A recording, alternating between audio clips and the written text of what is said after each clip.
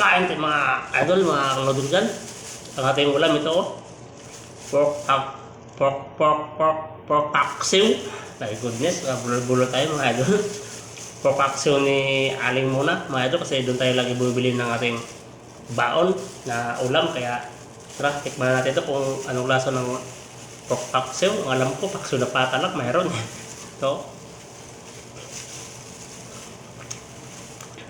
ayos mga idol, sarap. Kadali.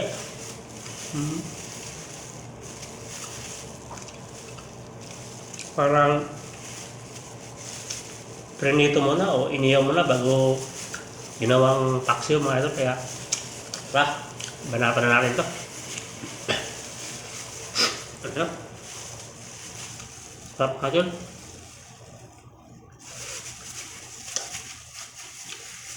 Sarap ng pagkadala ni Aling muna sa kanyang pork paksiw. My goodness.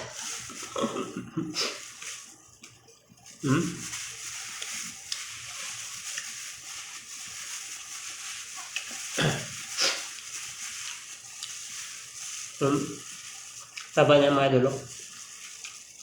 Medyo itong na konti. Parang iniyaw ata to.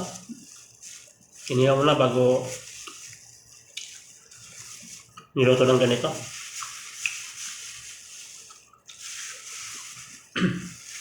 Sarap.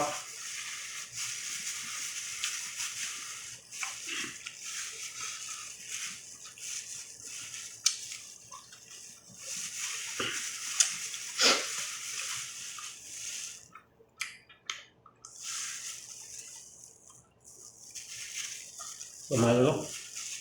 Taba. Kaya na ako